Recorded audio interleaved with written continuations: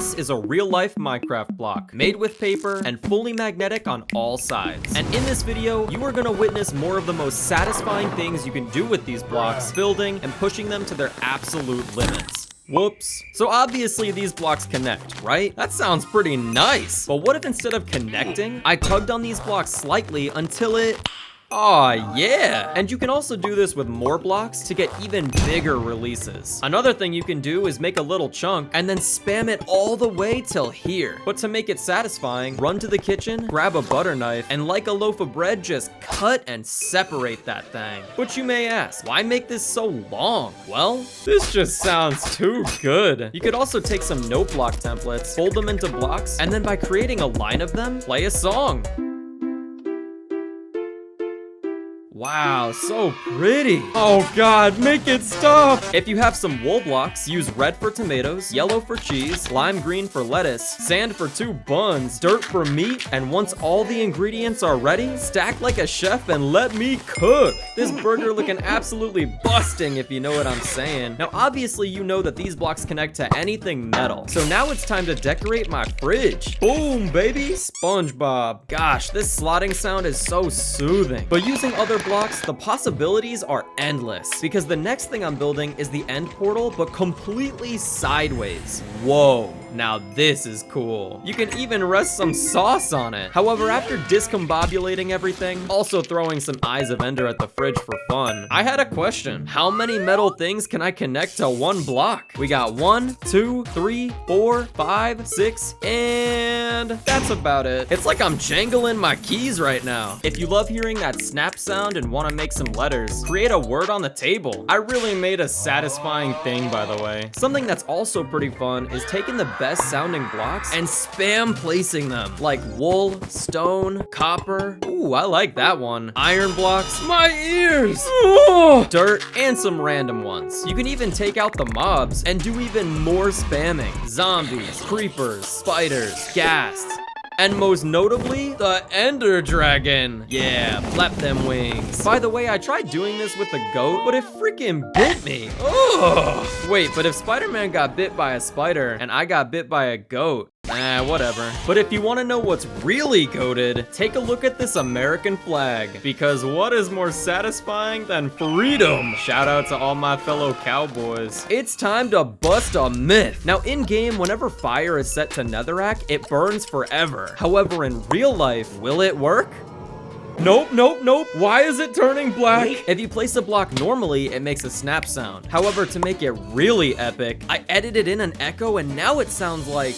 Dang, why are my ears feeling so good? If you steal a hairdryer from a woman in your household, place down some paper blocks and go nuts. They just be flying all over the place. Up next, I took a neodymium magnet, placed it in a paper Minecraft template, and created a maraca. I've really created some music in this video. If you ever wanted to play some games, I took Jenga as inspiration and made my own Jenga pieces using different colors of Minecraft blocks. Once we stack them up, we are ready for a violent family game night. Honestly, this looks so satisfying with all the colors, but low-key kind of hard to lose because it's all magnetic. Another fun game to make is dominoes. These you just set up and knock over. Yeah, that's about it. You could make even bigger dominoes, but just remember you have to remake the ones that get busted. Not satisfying. For these next satisfying things, I'm gonna show you some crafting. To start, we can take a block template and slowly cut it out.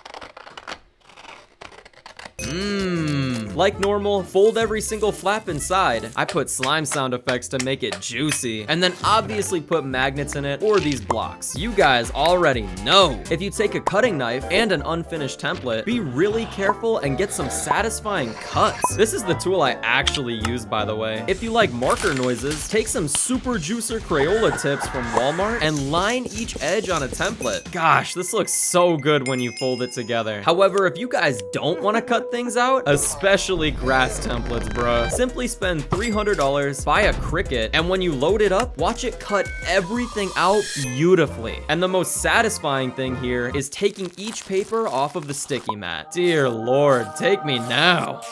Now, since there are two methods to making the blocks magnetic, either popping some magnets on each side or putting these magnetic cubes in there, here are some satisfying tests to see which way is better. First, which can survive the fist of death? Bump. Hey, that was pretty good. Bump. Well, I think we got a winner, guys. Afterwards, I filled up a glass of water, and by dropping each one in the glass, which one will look better? All right, the magnetic block method honestly didn't come out that bad, but this one, oh boy, not satisfying. Now, while I could destroy more blocks with these tests, these take so long to make, so let's move on, please. On YouTube, I asked you guys what satisfying things I should do, and you guys had great ideas. Starting with Pragadishwaran that says, make a 5x5 block base with a hole in the middle, slide a block inside the hole. Let's see if you're right. Here's the 5x5, a gold block for the middle, and here goes nothing.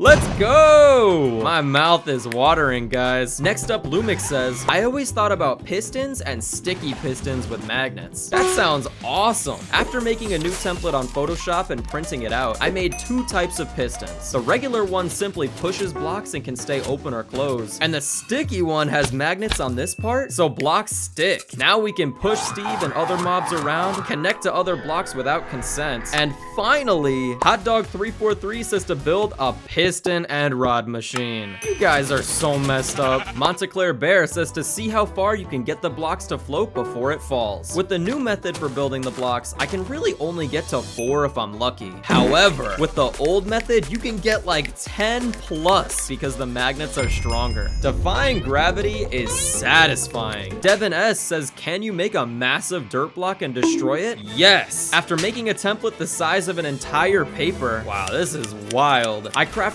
everything like normal and bam, massive dirt block. The amount of aura this thing has over a regular block is crazy. But unfortunately, bop, I don't know if I feel satisfied or ready to break down. This last comment says to make a waterfall and build it with rain sounds. Honestly, I like this because it's so relaxing. The music is nice, the waterfall noises are there, and once it's complete, you have a satisfying waterfall to chill in. What do you think, Steve? Why can't you go underwater? Now the final satisfying thing we're gonna do, I'm basically making a stone wall, but using every cave block I own and seeing how magnificent a giant wall would look like. Starting with the bottom, I laid out deep slate for the first couple layers, then using ores and some bricks to drip it out. Moving on up, I got the stone laid nice and flat, again slotting more special blocks, and for the top, I decided to add a little bit of grass as well to make it feel like a chunk. Dang, this is huge! But while this is pretty cool looking and satisfying, we're not done yet, because my little spider friend Lucas here loves climbing on walls. Literally, you could even throw him at it. And he's about to bless us up with some satisfying sounds. Go!